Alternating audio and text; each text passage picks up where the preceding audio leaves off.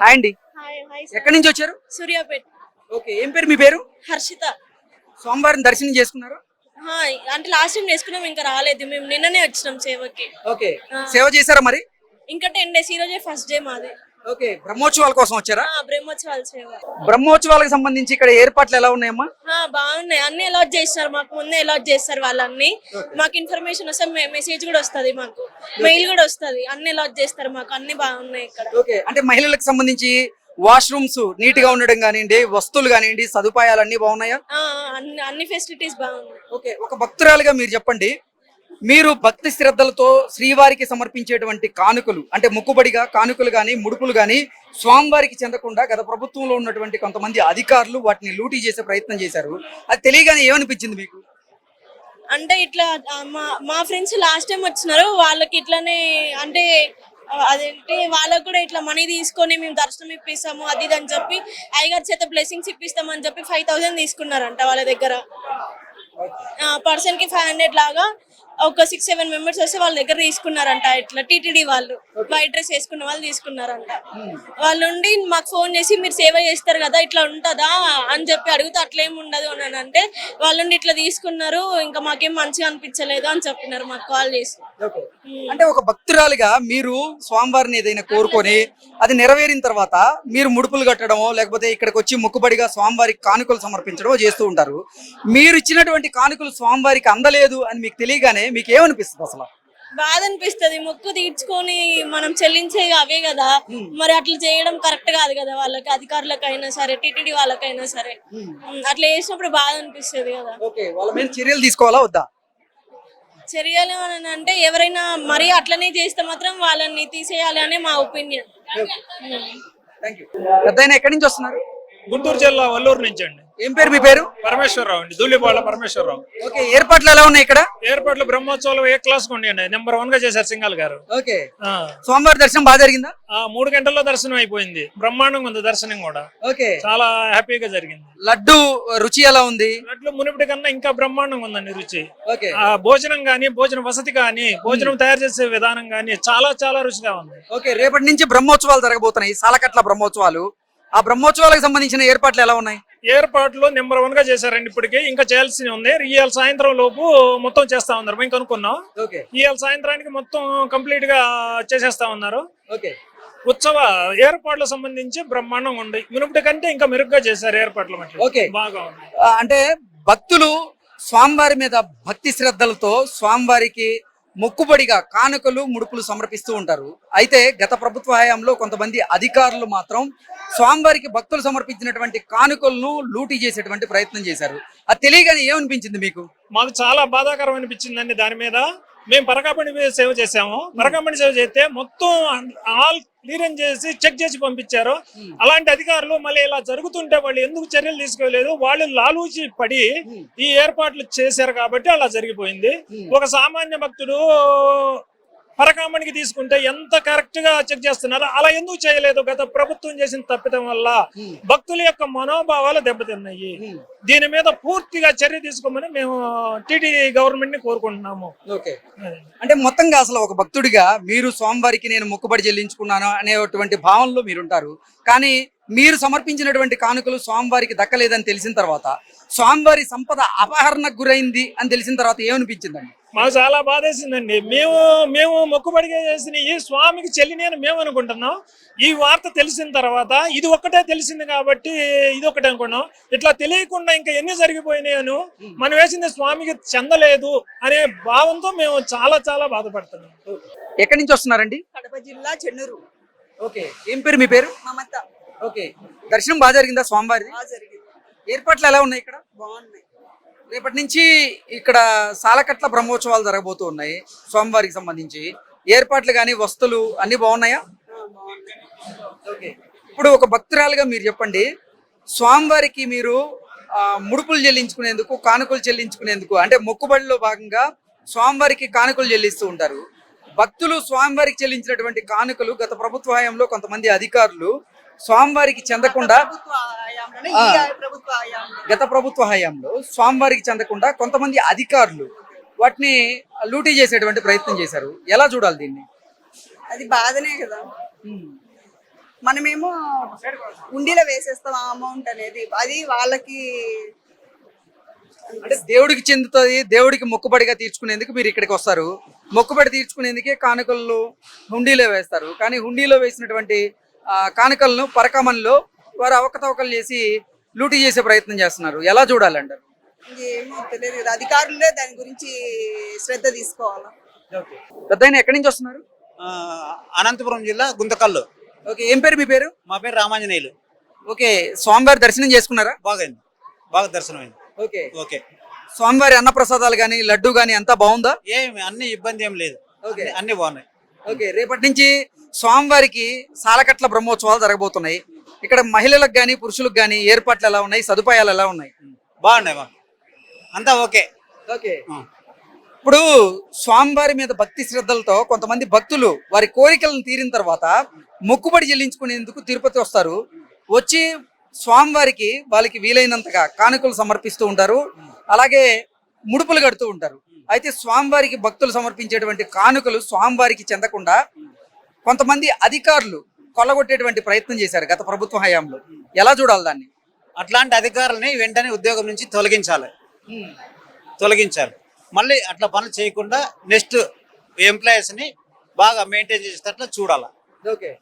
ఇప్పుడు మీరున్నారు ఒక భక్తుడిగా, మీరు స్వామివారికి మొక్కుబడిగా ఆయనకి ఏదో ఒకటి అంటే ముడుపులు కట్టడము లేకపోతే కానుకలు సమర్పించడమో చేస్తారు. మీరు నా కానుకలు స్వామివారికి అందాయని భావించి ఇక్కడి నుంచి వెళ్ళిపోతారు. కానీ అవి అందలేదని తెలిస్తే ఎలా అనిపిస్తుంది మీకు? అందరిస్తే అదే అట్లా అందజేయకుండా చేసిన అధికారులను కానీ మిగతా వ్యక్తులు కానీ ఉద్యోగం నుంచి తొలగించేయాలని మా వినవి.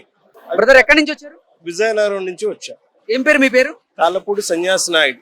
ఓకే, ఇక్కడ మీకు దర్శనం బాగా జరిగిందా? బాగా జరుగుతుంది. ఏర్పాట్లు ఎలా ఉన్నాయి? బాగున్నాయి. రేపటి నుంచి స్వామివారికి సాలకట్ల బ్రహ్మోత్సవాలు జరగబోతున్నాయి.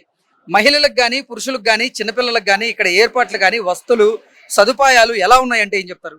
బాగున్నాయి, అంతా బాగున్నాయి. ఓకే, ఒక భక్తుడిగా మీరు చెప్పండి. స్వామివారి మాది భక్తి శ్రద్ధలతో చాలా మంది స్వామివారికి మొక్కుబడిగా ముడుపులు కానుకలు సమర్పిస్తూ ఉంటారు. అలాంటిది భక్తులు సమర్పించినటువంటి కానుకలు స్వామివారికి చెందకుండా స్వామివారి సొమ్మును గత ప్రభుత్వ హయాంలో కొంతమంది అధికారులు లూటీ చేసేటువంటి ప్రయత్నం చేశారు. ఇది తెలిసిన తర్వాత మీకు ఏమనిపించింది? అలాంటి వాటిపై కఠినమైన చర్యలు తీసుకోవాలని టిటిడి యాజమాన్యానికి ఒక భక్తుడిగా కోరుతున్నాం. అసలు మీరు స్వామివారికి సమర్పించినటువంటి కానుకలు స్వామివారికే అందలేదు అనేటువంటి భావన ఎలా ఉంది? అసలు మాకు మనోవేదనకు గురవుతుంది, భక్తులందరికీ మనోవేదనకు గురవుతుంది. కాబట్టి అలాంటి వారిని కఠినంగా శిక్షించాలి, ఉద్యోగం నుంచి కూడా తొలగించాలి కోరుకుంటున్నాం. సార్ ఏం పేరు సార్ మీ పేరు? నా పేరు లక్ష్మీ శ్రీనివాస్. ఎక్కడి నుంచి వస్తున్నారు సార్? హైదరాబాద్. ఓకే, హైదరాబాద్ నుంచి వచ్చారు. హైదరాబాద్ దర్శనం బాగా జరిగిందా సార్? చాలా బాగా జరిగింది. అంటే మేము అసలు అనుకోలేదు స్వామి. ఓకే, ఎప్పుడు ఏంటంటే మేము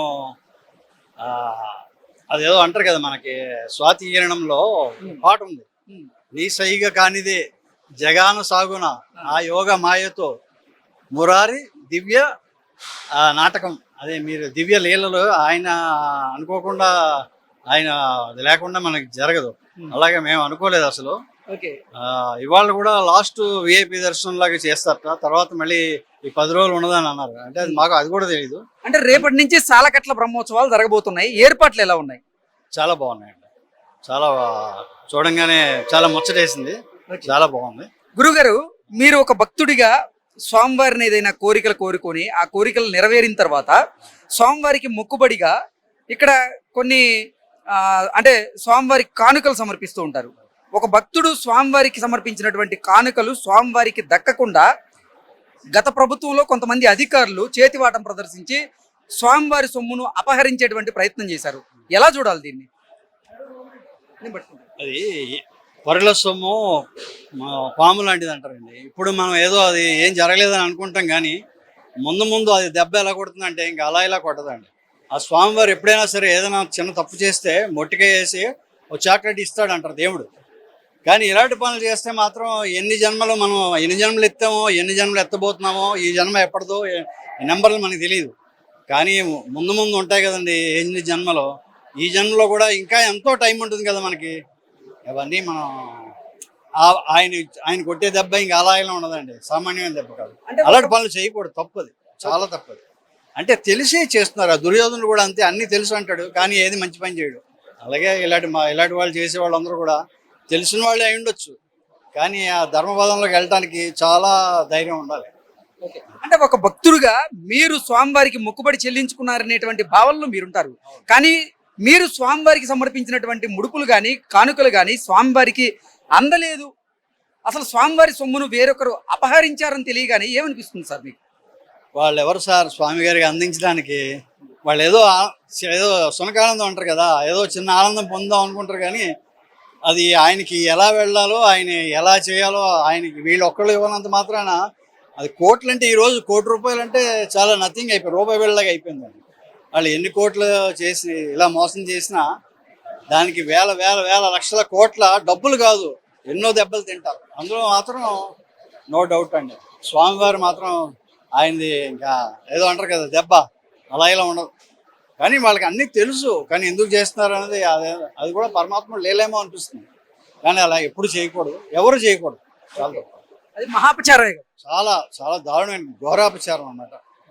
అపచారాల్లో చాలా ఉన్నాయంటారు, అందులో ఇది చాలా నీచమైనది, అది మంచిది కాదు. అమ్మా ఎక్కడి నుంచి వస్తున్నారు?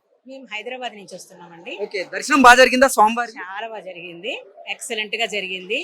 ఇప్పుడు మీతో మాట్లాడారు కదా శ్రీనివాస్ గారు, వాళ్ళ మిసెస్ నేను. Okay okay.